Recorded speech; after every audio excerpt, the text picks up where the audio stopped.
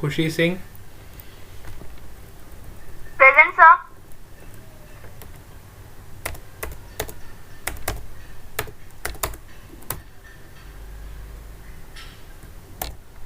पूजा Patel, Present, sir. मैत्री Patel, Present, sir. Vineet, मैत्री Shah, Present, sir. विश्वा, Present, sir. Priyanshi, Present, sir. खुशी, अनुप्रसाद, Present, sir.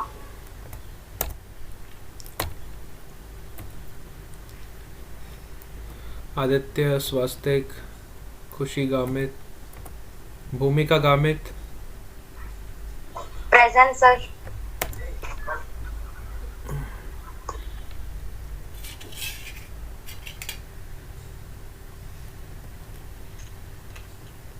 और कोई आया इनमें से? हितेश,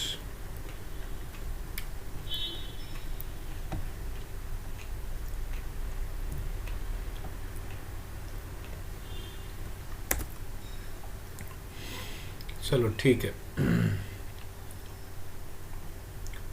कल हमने क्या डिस्कस कर लिया था?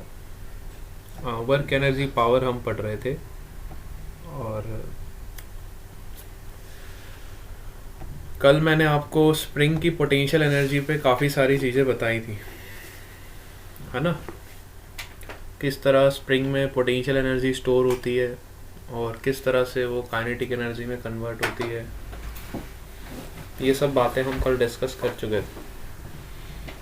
यहाँ तक किसी को कोई डाउट था?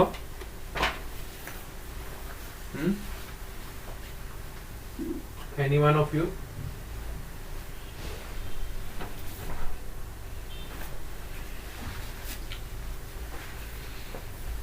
यहाँ तक किसी को कोई दिक्कत? सबको क्लियर था? यस, वेरी गुड, है ना?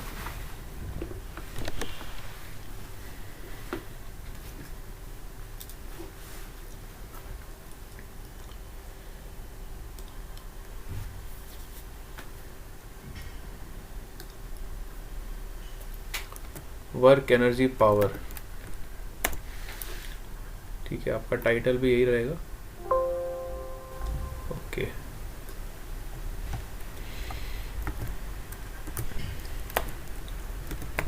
Work energy and power.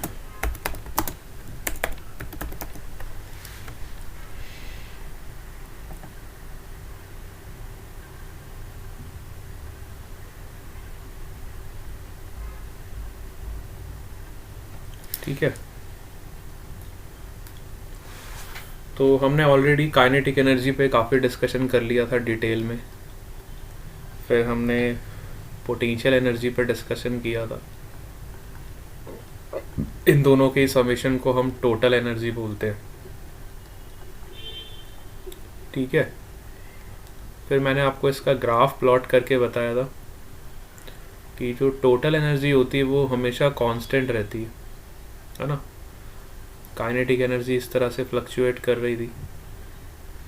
जब काइनेटिक एनर्जी ज़ीरो होगी तो पोटेंशियल एनर्जी मैक्सिमम होती थी, है ना? इस तरह से हमें ग्राफिकल फ्लक्चुएशन मिला। बट जो टोटल एनर्जी है वो हमेशा कांस्टेंट रहेगी, है ना? Let's say this is your kinetic energy, this is your potential energy, and this is your total energy. So in all the cases total energy is always constant. When kinetic energy is maximum, then potential energy is minimum.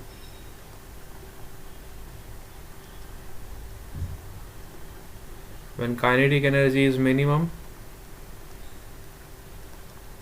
potential energy is maximum. ठीक है? Similarly here potential energy is maximum, kinetic energy is minimum.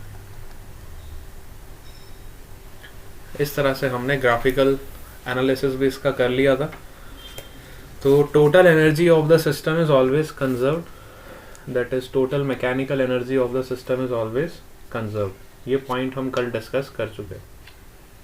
ठीक है, आज हम बात करेंगे कि अगर जब हमारे ब्लॉक में कभी फ्रिक्शन आ जाता है तो फ्रिक्शन को किस तरह से डील किया जाता है ना। अभी तक हमने एक स्प्रिंग और एक ब्लॉक देखा था जिसमें कोई भी फ्रिक्शन का फोर्स नहीं था, है ना।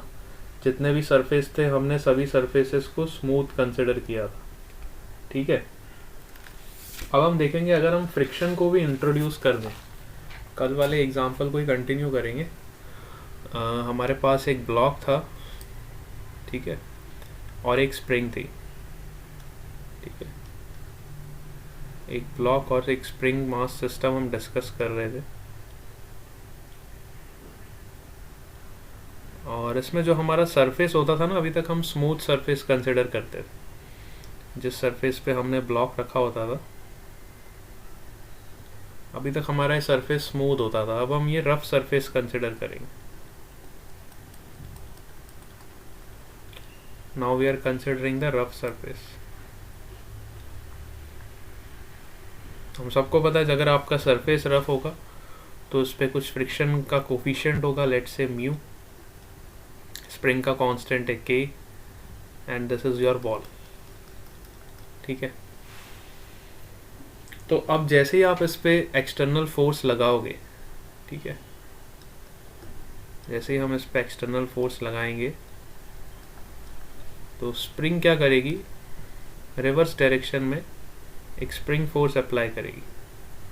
मतलब स्प्रिंग तो हमेशा अपनी पोजीशन में आना चाहती है ना, तो spring force will always oppose this external force, और इसी फोर्स को हम रिस्टोरिंग फोर्स भी बोलते हैं।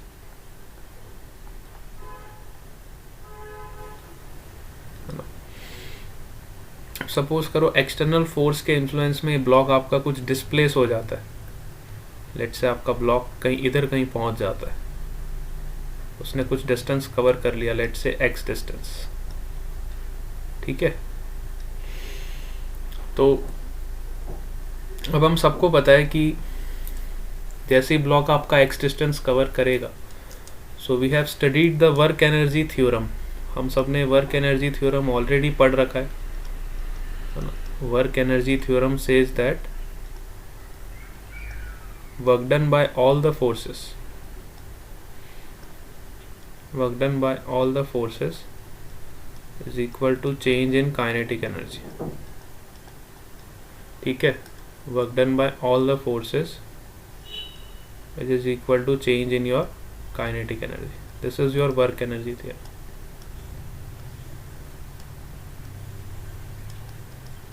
तो क्या हम ये वर्क एनर्जी थ्योरम यहाँ पे अप्लाई कर सकते हैं? यस, बिल्कुल अप्लाई कर सकते हैं। हम इस कंडीशन में भी, इस सिचुएशन में भी वर्क एनर्जी थ्योरम को अप्लाई कर सकते हैं। ठीक है, अब किस तरह से अप्लाई करेंगे ये देखो। Work done by all the forces,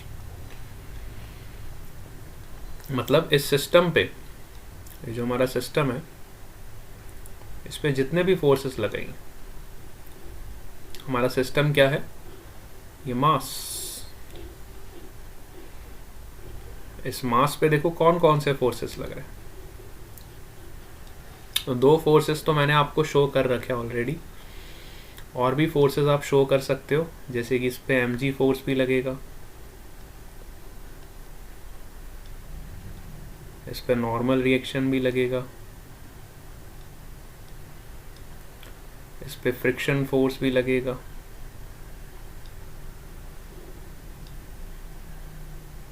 ठीक है, तो इस ब्लॉक पे देखो इतने तरह के फोर्सेस लग रहे हैं ना। तो work done by all the forces which is equal to change in your kinetic energy. हम वर्क एनर्जी थ्योरम यहाँ पे अप्लाई कर सकते हैं ना, बिल्कुल। यस और नो? अब मेरे को बताओ mg का वर्क डन कितना होगा यहाँ पे? Work done bye mg force, what will be the value of work done bye mg force? What will be the work done by your normal force? What will be the work done by your spring force? What will be the work done by external force? And what will be the work done by your friction force? इतने type के forces लग रहे हैं इस block पे।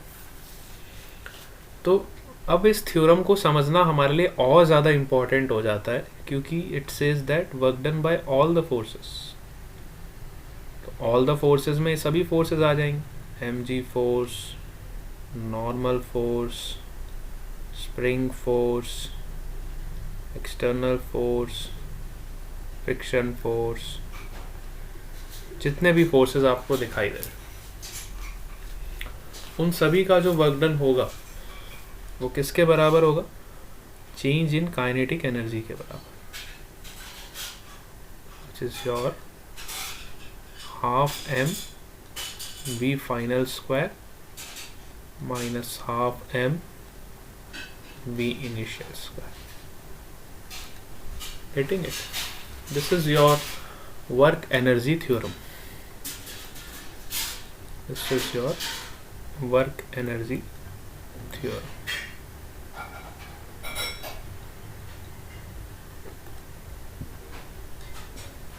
क्या आप लोग इस बात को समझ पा रहे? Yes or no?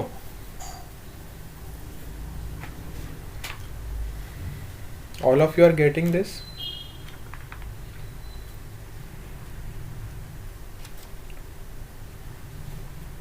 Yes बेटा, सबको ये बात समझ आ रही है?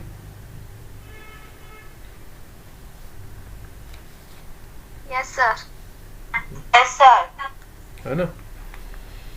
तो अब मुझे बताओ कि mg फोर्स का वर्क डन क्या होगा? डायग्राम देख के बताओ।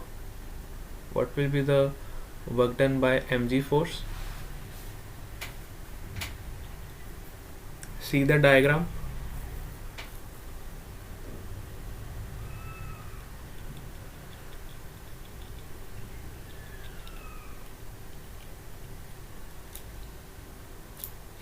mg फोर्स का वर्क डन कितना होगा?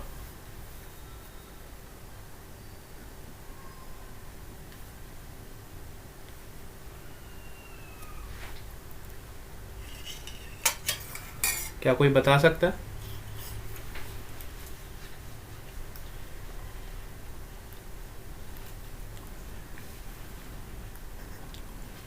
डायग्राम को ऑब्जर्व करो और डायग्राम देख के बताओ।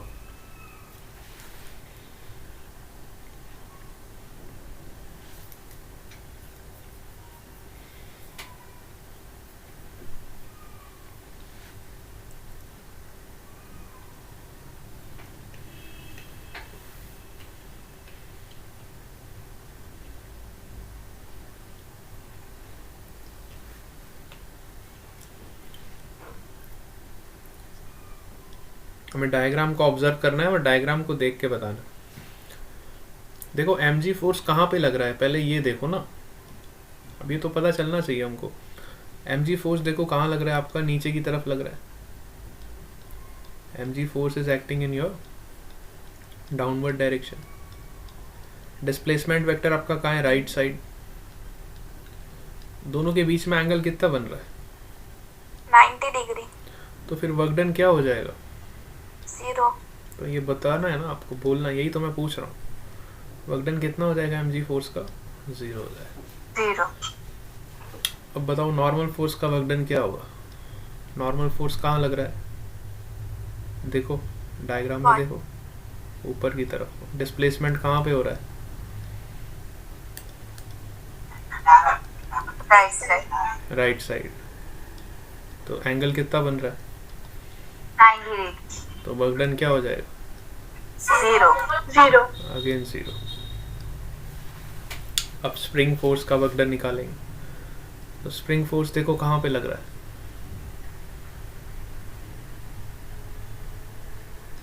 स्प्रिंग फोर्स का डायरेक्शन कहाँ है? Left side. Left side. और डिस्प्लेसमेंट कहाँ हो रहा है? Right side. Right side.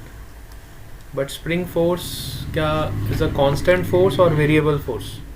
Which type of force is this? Variable. Variable. Very good. Spring force is equal to minus K X. तो इसका वर्क डन हमने ऑलरेडी कल कैलकुलेट किया था. Is integration of minus K X D X, है ना. It is equal to minus K x square by 2. This is the work done by spring force.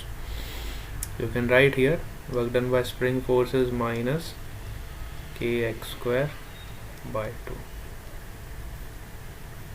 ठीक है. अब एक्सटर्नल फोर्स का देखें. तो एक्सटर्नल फोर्स कहाँ पे लग रहा है देखो.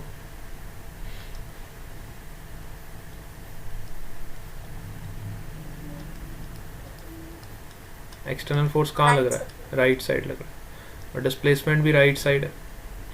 अभी एक्सटर्नल फोर्स के बारे में कुछ मेंशन नहीं किया. मतलब ये कांस्टेंट भी हो सकता है और ये वेरिएबल भी हो सकता है. अभी मैंने यहाँ पे कुछ भी चीज़ मेंशन नहीं करी है. एक्सटर्नल फोर्स के नेचर को मैंने नहीं बताया. तो आप कुछ भी एज्यूम हम क्या करेंगे, क्वेश्चन के अंदर दिया होगा या तो एक्सटर्नल फोर्स आपको कांस्टेंट दे रखा होगा या तो एक्सटर्नल फोर्स वेरिएबल दे रखा हो. अगर एक्सटर्नल फोर्स कांस्टेंट दिया हुआ है, सपोज करो if your external force is constant, then you can simply apply the definition F dot S. ठीक है, F external dot S which is equal to work. अगर एक्सटर्नल फोर्स आपका variable है, then you will integrate F dot D X, F external dot D X. ठीक है. तो external force के बारे में अभी मैं कोई कमेंट नहीं कर सकता हूँ जब तक मुझे इसका बिहेवियर नहीं पता. ठीक है. तो generally you can write here.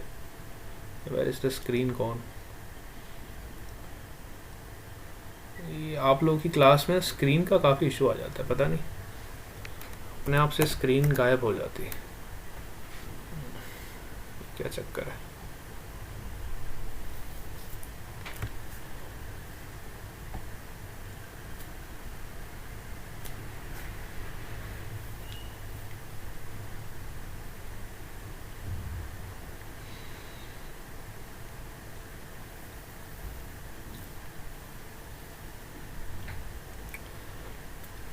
है ना. तो यहाँ पे हमने देखा F external dot D x. इस तरह से भी आप वर्क डन को डिफाइन कर सकते. एक्सटर्नल फोर्स के बारे में कोई कमेंट नहीं है. It may be F dot S, F external dot S if your force is a constant force, और you can write integration of f external dx if it is a variable force. It depends on the situation which type of external force is given. हो सकता है ऐसा भी दिया हो कि इस external force आपको kx के बराबर दिया हो. कई बार क्वेश्चन में ऐसा दिया होता है कि external force हमने उतना ही लगाया जितना स्प्रिंग फोर्स लगा रही है. तो स्प्रिंग फोर्स इधर लगा रही है माइनस के एक्स, तो एक्सटर्नल फोर्स क्या हो जाएगा प्लस के एक्स. कई बार क्वेश्चन में दिया होता है we have applied only that much force जितना कि स्प्रिंग फोर्स लगा रही है. हमने एक्सटर्नली उतना ही फोर्स अप्लाई किया जितना आपकी स्प्रिंग फोर्स लगा रही है. तो ऑब्वियसली आपका जो एक्सटर्नल फोर्स होगा प्लस के एक्स के बराबर हो जाएगा. अगर आपका एक्सटर्नल फोर्स प्लस के एक्स हो गया then it will be in a category of variable force. अगर आपको बोला गया कि हमने external force 10 न्यूटन का लगाया, then it will be in a category of a constant force. ठीक है. तो ये डिपेंड करेगा कि एक्सटर्नल फोर्स किस तरह से लगाया गया, तो उस हिसाब से आप उसका वर्क डन कैलकुलेट कर लोगे. अच्छा, नेक्स्ट कौन सा फोर्स है हमारा. एक और फोर्स यहाँ पे ऐड हुआ है, that is your friction force. Now what will be the friction force? तो सबसे पहले हम देखेंगे कि फ्रिक्शन फोर्स का डायरेक्शन क्या है. कहाँ पे लग रहा है friction force? Left side. Left side, है ना. ये हमारा फ्रिक्शन फोर्स. और डिस्प्लेसमेंट कहाँ पे हो रहा है? Right side. Right side. तो क्या फ्रिक्शन फोर्स कांस्टेंट है कि वेरिएबल है?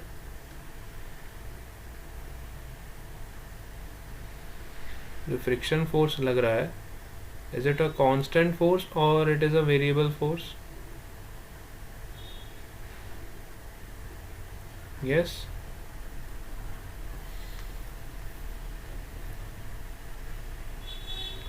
फ्रिक्शन फोर्स जो हमारा लग रहा है बेटा, क्या ये कांस्टेंट है कि वेरिएबल है? फ्रिक्शन फोर्स होता क्या है, सबसे पहले तो ये पता होना चाहिए। F is equal to mu into N, यही होता है, where n is equal to mg. This is our friction force. Now if you see the equation of the friction force, क्या mu constant है? Yes, mu is a constant. M is also constant. G is also constant. So friction force is in a category of constant. very good. It is in a category of constant force. ठीक है, तो इसका work done जब आप calculate करोगे very sorry, तो you will simply apply the definition of F dot S, which is equal to Fx cos 180 degree, because दोनों के बीच में एंगल कितना बन रहा है, 180 डिग्री. फ्रिक्शन फोर्स का वैल्यू कितना है, mu M G. Displacement is your X and cos 180 is -1, so you will get minus mu mgx. This is your work done by the friction force. This is the work done by the friction force. Getting it or not? ठीक है, अब हम क्या करेंगे, सभी work डन्स को add करेंगे, है ना. जितने भी वर्क डन है उन सबको ऐड करेंगे, क्योंकि हमारी जो वर्क एनर्जी थ्योरम है, it says that work done by all the forces. So work done by mg force plus work done by normal force plus work done by spring force plus work done by external force plus work done by friction force, which is equal to change in kinetic energy. Getting it or not? This is your work energy theorem. यहाँ पे हमने क्या लगाया, work energy theorem. क्या ये बात आपको समझ आ रही है? We have applied here work energy theorem. Yes or no?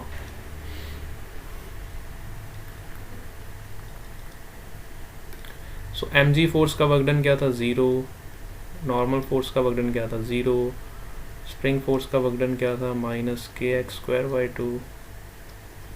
External force का वर्क डन क्या था, integration of F external into dx.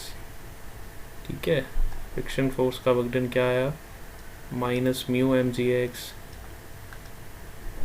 Is equal to change in kinetic. ठीक है,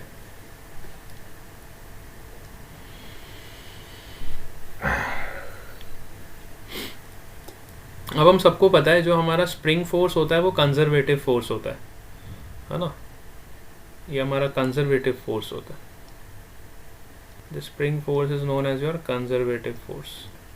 ये हमने कल ही डिस्कस किया था, because work done by the spring force depends only on the initial and final position. Work done by spring force depends only on initial and final position.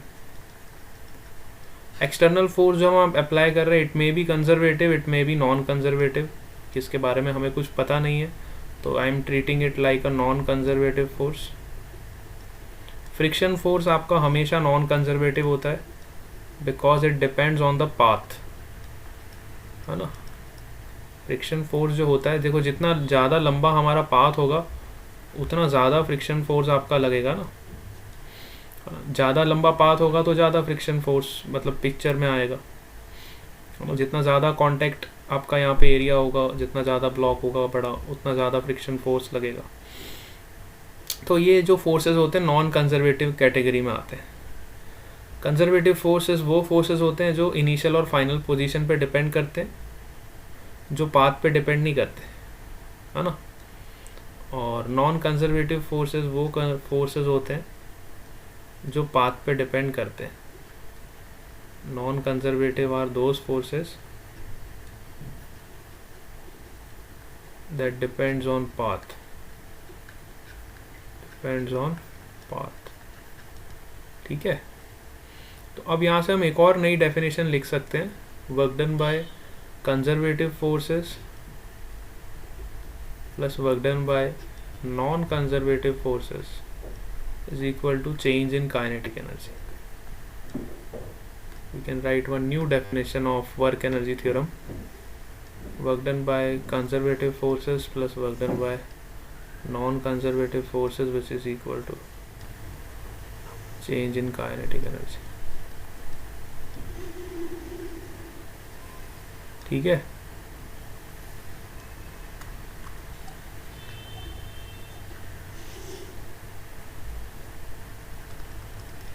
ठीक है। अगर कोई भी फ्रिक्शन फोर्स नहीं है, कोई भी एक्सटर्नल फोर्स नहीं है, तो I can say that this non conservative force will become zero, है ना। अगर आपके सिस्टम में if there is no friction, no external force, है ना, अगर कोई भी नॉन कंजर्वेटिव फोर्स नहीं है तो उसका वर्क डन हमेशा ज़ीरो हो जाए। तो work done by conservative force is equal to change in kinetic energy. बात समझ आ रही है? अब कंजर्वेटिव फोर्सेस का जो वर्क डन होता है, जनरली हमने देखा है कंजर्वेटिव फोर्सेस का जो वर्क डन होता है वो हमेशा किस में कन्वर्ट हो जाता है। जैसे मैंने आपको पहले भी बताया था, सपोज करो हम किसी ब्लॉक को ऊपर उठा रहे हैं, है ना। किसी ब्लॉक को जब हम ऊपर उठाते हैं तो जो भी वर्क डन आपका होता है वो सारा का सारा पोटेंशियल एनर्जी के फॉर्म में स्टोर हो जाता है।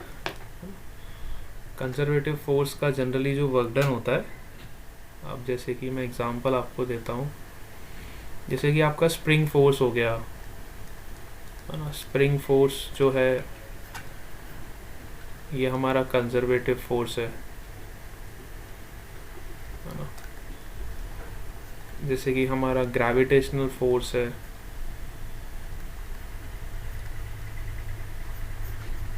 which is your mg, it is also a conservative force. Conservative force में जो भी आप वर्क डन करते हो वो सारा का सारा पोटेंशियल एनर्जी के फॉर्म में स्टोर हो जाता है। जैसे कि फॉर एग्जांपल हमने किसी ब्लॉक को ऐसे ऊपर उठाया, फोर्स लगाया, अब इस पे mg फोर्स तो ऑलरेडी नीचे लग रहा था और हमने इसको ऊपर उठा के x डिस्टेंस पे ले गए, तो हमने कितना वर्क डन किया, fx के बराबर, और f की वैल्यू किसके बराबर है, mg के बराबर। हमने वर्क डन कितना किया, mgx के बराबर, और यू कैन से mgh के बराबर। mgx और mgh इसको हम क्या बोलते हैं, पोटेंशियल एनर्जी तो बोलते हैं। तो जितना भी हम वर्क डन करते हैं वो सारा का सारा पोटेंशियल एनर्जी के फॉर्म में स्टोर हो जाता है फॉर कंजर्वेटिव फोर्स, है ना। Only for conservative force we can say that work done by conservative force will always stored in the form of potential energy. Work done by conservative force will always stored in the form of change in potential energy. बात समझ आ रही है? Yes or no? Yes. है ना, जो भी conservative force का work done होता है वो सारा का सारा पोटेंशियल एनर्जी के फॉर्म में स्टोर हो जाता है ना।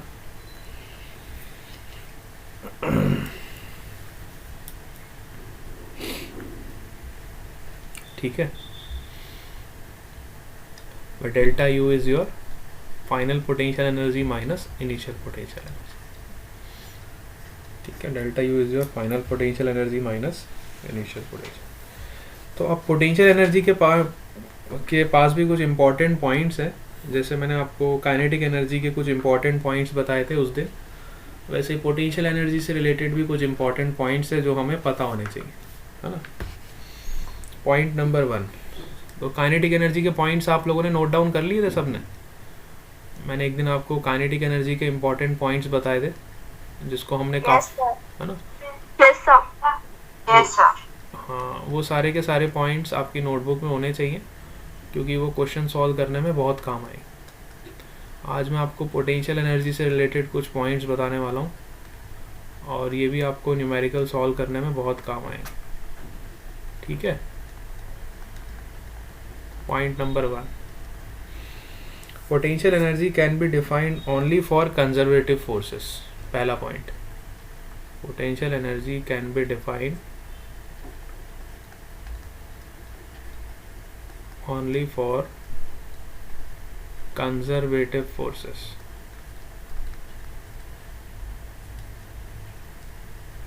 ठीक है, मतलब जब भी फोर्स आपका कंजर्वेटिव है, कंजर्वेटिव फोर्सेस में कौन कौन से फोर्सेस हो गए, जैसे कि आपका स्प्रिंग फोर्स हो गया या फिर mg फोर्स हो गया, these are example of conservative force which depends only on the position, है ना, जिनका वर्क डन खाली पोजीशन पे डिपेंड करता है, इनिशियल और फाइनल पोजीशन पे, है ना, उसको हम बोलते हैं कंजर्वेटिव। तो पोटेंशियल एनर्जी खाली उसी के लिए डिफाइंड होगी जो फोर्स आपका कंजर्वेटिव, ठीक है।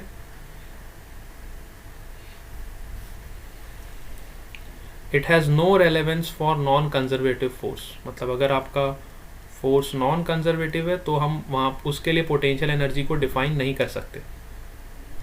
It has no relevance, it has no relevance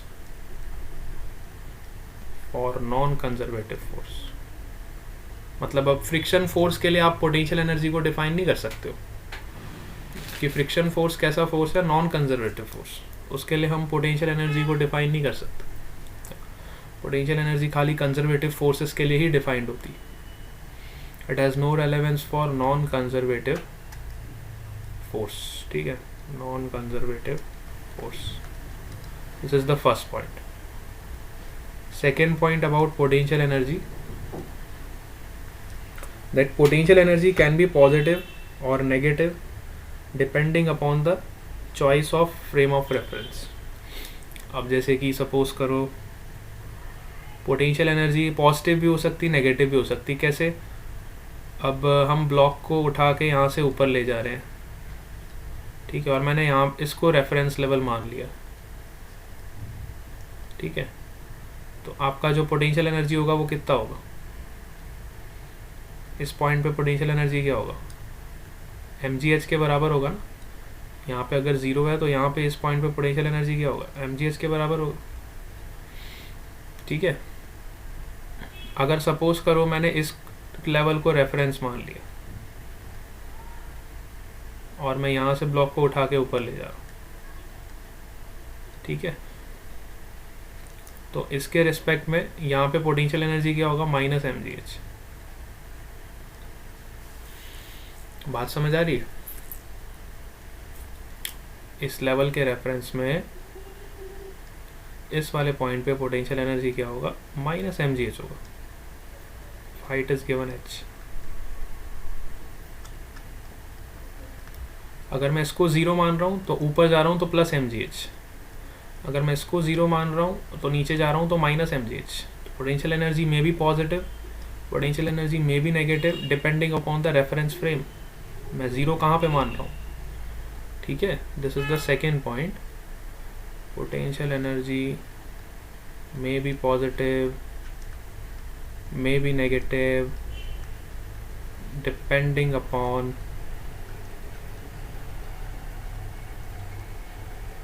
reference frame.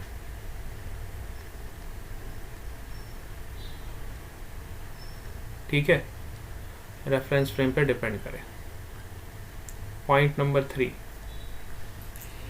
potential energy depends on the frame of reference but change in potential energy is independent of frame of reference, है ना।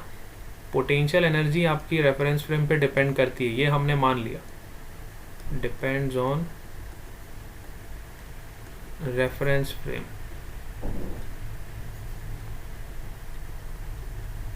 But change in potential energy, delta P, or you can say delta U, it is independent of reference frame.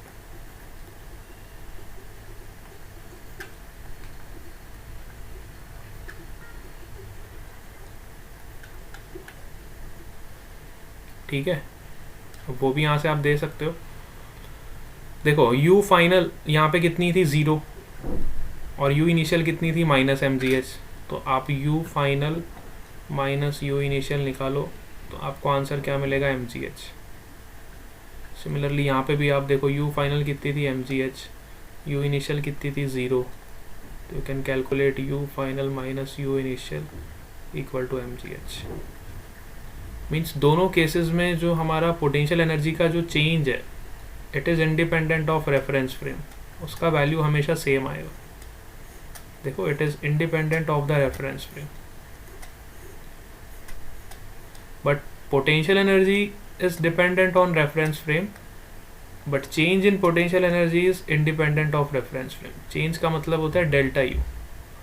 Delta U is independent of reference frame. Delta U is independent of your reference frame. दोनों condition में value बिल्कुल same आ रही. बात समझ आ रही है आपको? Delta U is independent of your reference frame, but potential energy, it is dependent on reference frame. Is this point is clear to you?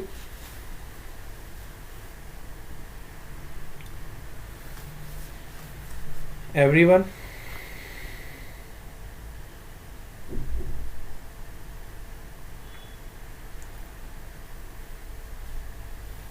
Yes or no? ये पॉइंट सबको क्लियर हो गया?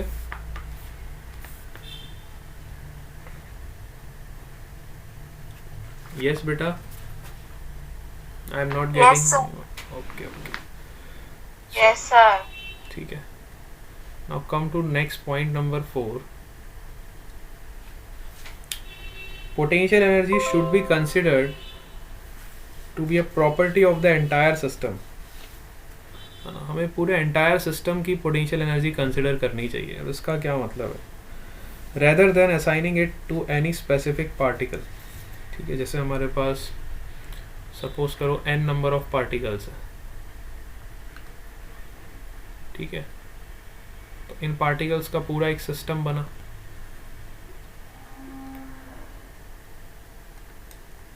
तो ये पॉइंट कह रहा है कि हमें हमेशा पोटेंशियल एनर्जी जो होती है पूरी सिस्टम की कंसिडर करनी चाहिए. Potential energy should be considered for entire system.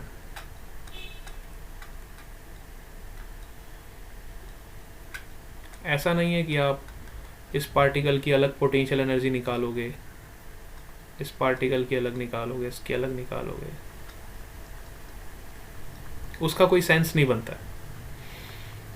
हमें माइक्रोस्कोपिक लेवल पे बात नहीं करनी है, हम मैक्रोस्कोपिक लेवल की बात कर रहे हैं, पूरे सिस्टम की बात करेंगे. ऐसा नहीं आप एक सिस्टम है उसको छोटे छोटे पार्ट्स में ब्रेक कर रहे हो और हर इंडिविजुअल पार्ट्स की पोटेंशियल एनर्जी निकाल लो. It doesn't make any sense. ठीक है, तो potential energy should be always considered to be a property of the entire system rather than assigning it to any specific particle.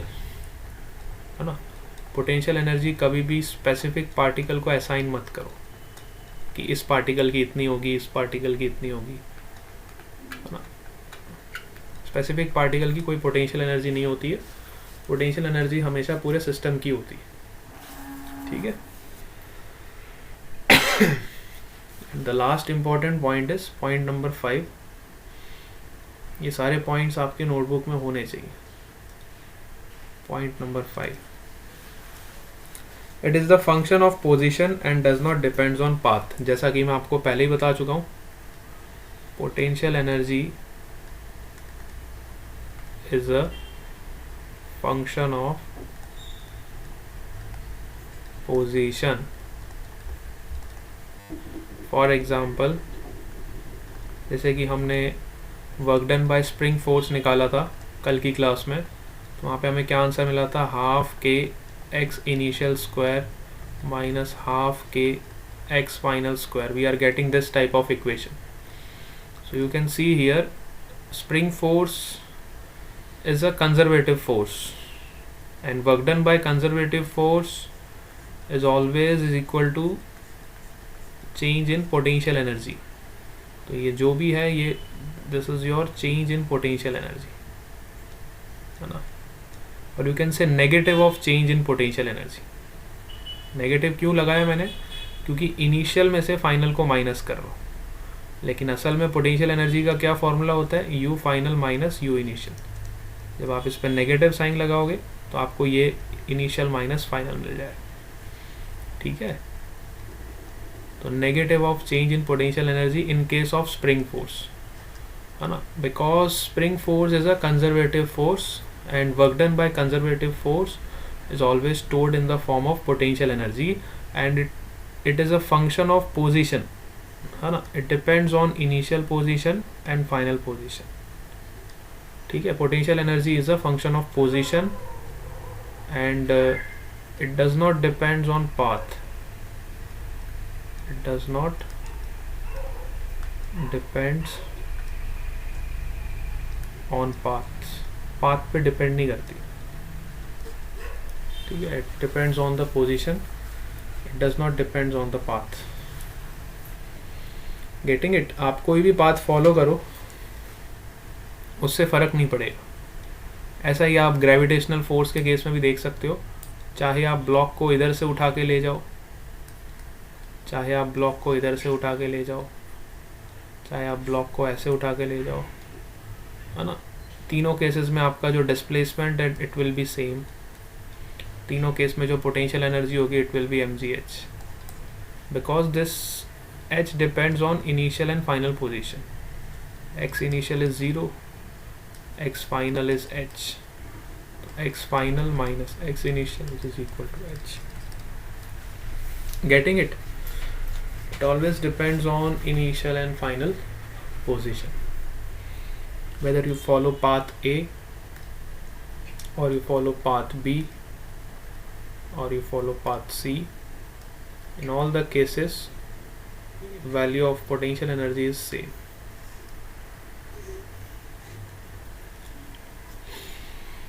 ये पांचों points आपको clear हो गए?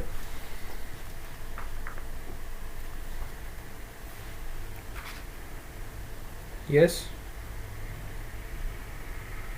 Yes, sir. है ना, तो इसको अपने नोट्स में उतार लेना. और अब हमारा पोटेंशियल एनर्जी का चैप्टर ऑलमोस्ट कवर होने वाला है. एनसीईआरटी का एग्जाम्पल नंबर, कल आपने कौन सा एग्जाम्पल सॉल्व किया था? कल आप लोगों को मैंने एक एग्जाम्पल बोला था ना देखने को. अब एनसीईआरटी के जितने भी रिमेनिंग एग्जाम्पल्स हैं, है ना, रिमेनिंग मेरे ख्याल से कोलिजन से पहले पहले के जितने भी एग्जाम्पल हैं, अभी मैंने हमारा वर्क एनर्जी पावर में एक टॉपिक और रह गया, that is your collision and power. Power तो बहुत ही छोटा सा टॉपिक है, और इसके बाद हमारा कोलिजन करके एक टॉपिक है, वो वर्क एनर्जी पावर में इंक्लूडेड है, वो हमारा रहता है. तो ये दो छोटे छोटे टॉपिक सब हमारे रह गए हैं. और इससे पहले के जितने भी एग्जाम्पल्स हैं एक बार आप उसको फिर से सॉल्व करो. एनसीईआरटी के जितने भी एग्जाम्पल पीछे चले गए, 6 या 7 एग्जाम्पल मेरे ख्याल से होंगे. अभी तक जो हमने पढ़ा है उसमें 7 एग्जाम्पल्स कवर हुए हैं. तो वो 7 एग्जाम्पल्स आप खुद से एक बार सॉल्व करके देखो, उसमें सारे के सारे कंसेप्ट कवर किए गए. एनसीईआरटी के एक एक एग्जाम्पल में एक एक कंसेप्ट कवर किया गया. तो वो सारे एग्जाम्पल एक बार आप कर लेना. कल हम पावर पढ़ेंगे और फिर कोलिजन पढ़ेंगे और ये चैप्टर आपका कंप्लीट हो जाएगा, है ना. 1-2 दिन और लग जाएंगे, लेकिन ये चैप्टर आपका बहुत अच्छे से कवर हो जाएगा, वर्क एनर्जी पावर. ठीक है, तो इतना होमवर्क आप करके रखो. इसके अलावा मैं आपको एक्स्ट्रा क्वेश्चंस भी दूंगा प्रैक्टिस के लिए. पुराने भी मैंने कई सारे क्वेश्चंस आपको दे के रखे हैं, अब पता नहीं आपने सॉल्व किए कि नहीं किए. आज मैं आपको थोड़े क्वेश्चंस और दूंगा, है ना, थोड़े से क्वेश्चंस और दे दूंगा. नोट्स भेज देना सर. हाँ, नोट्स मैं आपको अवेलेबल करवा दूंगा. ठीक है, चलो, bye bye to all of you. Will meet again tomorrow.